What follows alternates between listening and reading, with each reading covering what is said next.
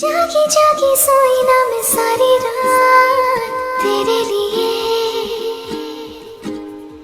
भीगी भीगी पलकें मेरी उदास तेरे लिए। আগে মানুষের মুখে মুখে শুনতাম যে ভালোবাসার কোনো বয়স না, আজকে সেটা নিজের চোখে দেখেও নিলাম। ছোটবেলা থেকে শুনে আসতেছি প্রেম নাকি অন্তঃপ্রেম কোনো বাধা মানে না, মানে প্রেম যে কোনো বয়সে মানুষের সাথে হতে পারে। এমনকি সেই লোকটা তোমার বাবার বয়সী হলেও, কিন্তু সত্যি বলতে এই কথাটা আমি কখনো মানতে পারতাম না। কারণ আমি ভাবতাম যে একটা 25 বছরের মেয়ে কেন যাবে তার বাবার বয়সে একজন মানুষকে বিয়ে করতে। এখন আমার মনে হইতেছে আমি বলছিলাম, এদের দুজনের লাভ স্টোরি দেখে আমার মনে হইতেছে ভালোবাসা আসলে বয়স দেখে হয় না। এর আইডির একটু গাটাগাটি করে দেখলাম এই মেয়েটা নাকি ওর বউ লাগে, মানে এখনো হয় না, ইন ফিউচারে হবে আর কি। তাই আমার পার্সোনালি মনে হয় এখন এরা গার্লফ্রেন্ড বয়ফ্রেন্ড হয়েই থাকতেছে আর কাপল ভিডিও বানাইতেছে।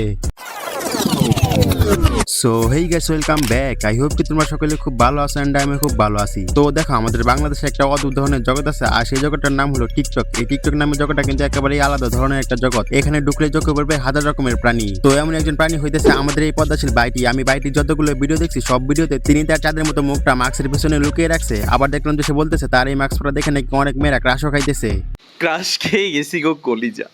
হ্যাঁ, ক্রাশ খাবেন, প্রেমে পড়বেন, ফিদা হবেন। এমডি লিখন চৌধুরী এমন একটা জিনিস যার উপর সবাই ক্রাশ খাবে, বাট দূর থেকেই ক্রাশ খেতে হবে, কাছে কেউ পাবেন।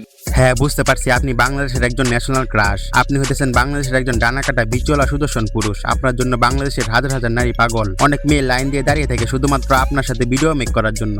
এটাকে দেখে বোঝার কোনো উপায় নাই এটা ছেলে নাকি মেয়ে। আবার ক্রাশ কত দূরের কথা, এখন কোন মেয়েটা যাবে ছেলে নামক এই হাফ লিস্টার উপরে ক্রাশ খেতে।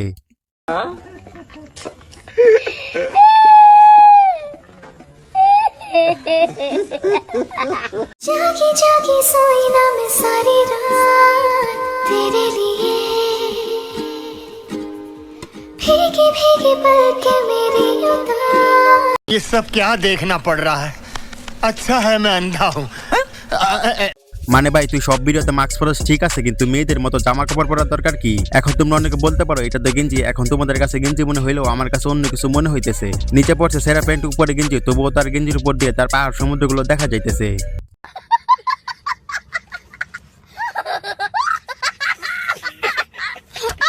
আমার জীবনে আমি এত মেয়ের প্রেমের অফার পেয়েছি অ্যান্ড আরো নেগেটিভ অনেক অফারও পেয়েছি, কিন্তু কখনো কোনো মেয়ের ইজ্জত এবং সম্মান নিয়ে খেলি না। 15 সেকেন্ডের ভিডিও দেখে আমাকে নিয়ে মন্তব্য করার কিছু নেই, কারণ এরকম অসংখ্য নারীর ক্রাশ বয় ছিল। আমাদের বাইটি কত চরিত্রবান, মানে এই ছাগলের পাবলিক প্লেসে একজন মেয়েকে অন ক্যামেরায় কিস করতেছে আর বলতেছে আমি মেয়েদের সম্মান নিয়ে খেলি না। মানে আমাদের হাফিডিস বাইটি সবার কাছে প্রমাণ করতে চাইতেছে তিনি একজন মহাপুরুষ। তার মতো চরিত্রবান ব্যক্তি এই দুনিয়াতে আর একটাও নাই।